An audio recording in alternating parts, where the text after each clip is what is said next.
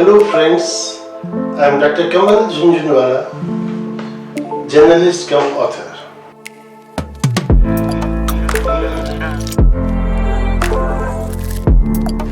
Today I am going to talk to you regarding the journey of Meghalaya for 50 years. Meghalaya, as you know, means abode of clouds. A state which is a hill state, tribal state, and at the same time naturally very beautiful. You will get lush green trees everywhere, blue hills, waterfalls, lakes, and lot of natural beauty in every nook and corner of the states. Those who are interested in adventure, for them you have caves. This state was formed on 21st of January 1971 after carving out the part of Assam. That is, there were autonomous district councils, they were taken out and state was formed.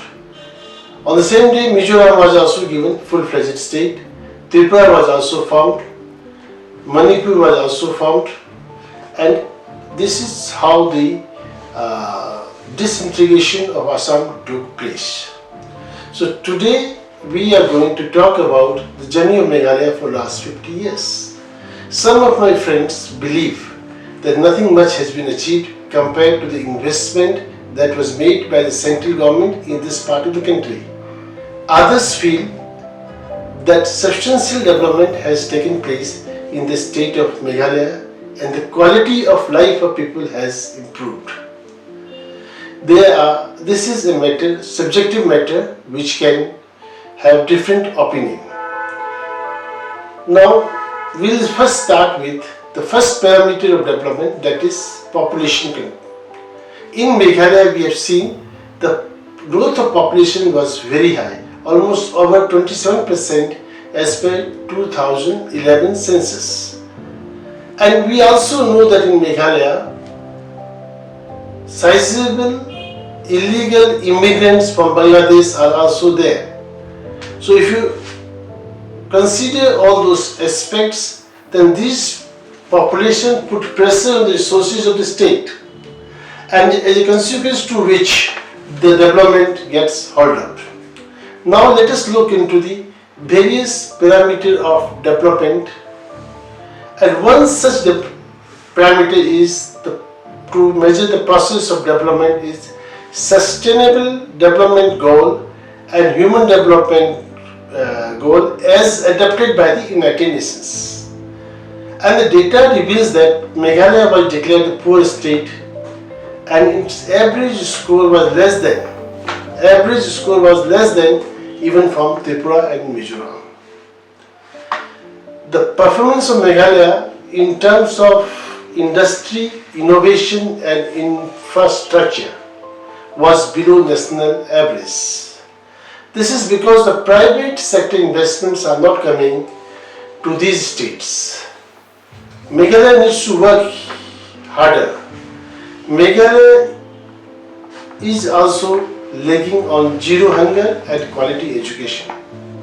However, in Human Development Index, it is at par with national average. That indicates the quality of human resources is better. This is precisely because in Meghalaya we have better schooling, particularly by the NGOs.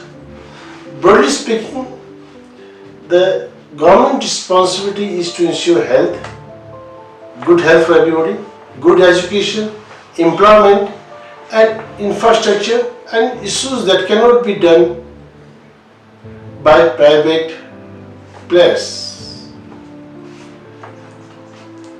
We have in India different type of investment patterns. We have government investment, we have private players, we have NGOs who contribute to development of various sectors of economy. In Meghalaya, private sector investment has not come the way it has come in Assam.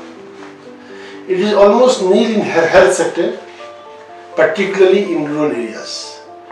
Consequence to this, we find that in Meghalaya, 39 infants died out of each 1,000 live births. Means 39 children are dying when 100 children are taking birth.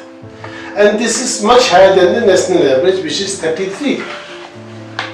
And it is also at bottom when you look at the institutional delivery. Only 58% deliveries in Meghalaya were institutional deliveries, as against almost 100% in a small state like Kerala, Puducherry, Lakshadweep. Meghalaya needs to improve its health sector.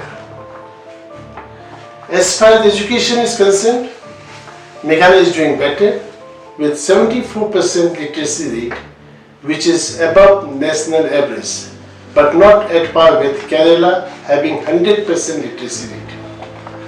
But the area of concern is the school dropout rate, which has gone up to 58.4% in 2011 as against 26.7% in 1991. This is something to worry about. Our children are going to schools, they are not completing the up to class 10, and before that they are dropout. But in higher education it is doing better with 9 private universities, 1 central university, that is North Eastern Hill University with campus at Tura, 1 National Institute of Technology, besides having Indian Institute of Management, Indian Institute of Hotel Management, National Institute of Fashion Technology, Medical College at Nigrims. It also has Homeopathic, Ayurvedic Central Institute, besides host of private colleges, tutorials and other things. To that extent, this is something to feel good about. One most important point that we have to look is the road communication. The road communication is the lifeline of the economy. In Meghalaya has a road density of 15 km of length as compared to 4 km in India.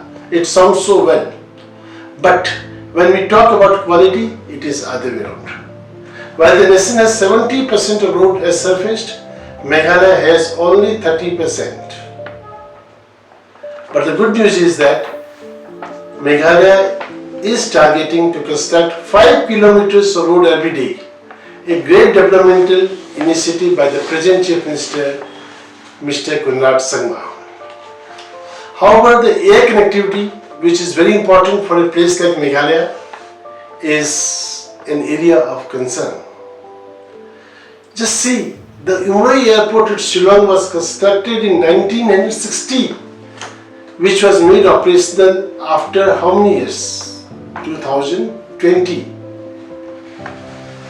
Oh my God, is the speed that development should take place?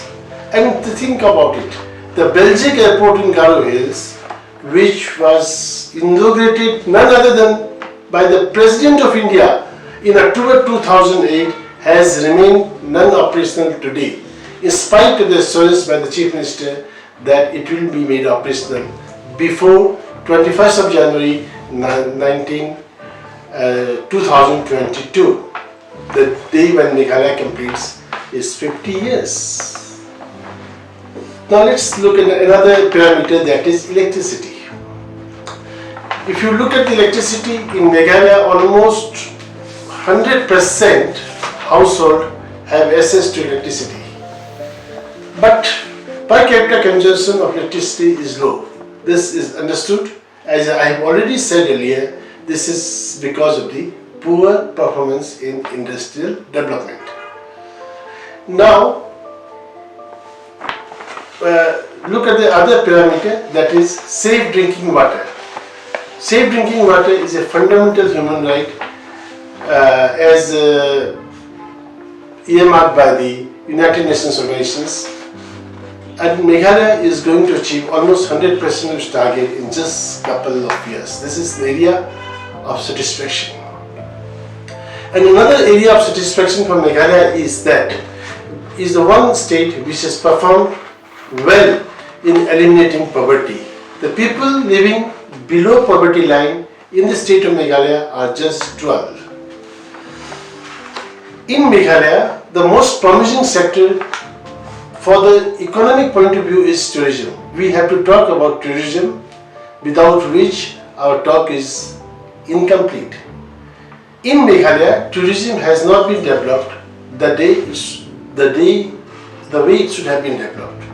It has not received the lift that it deserves. But now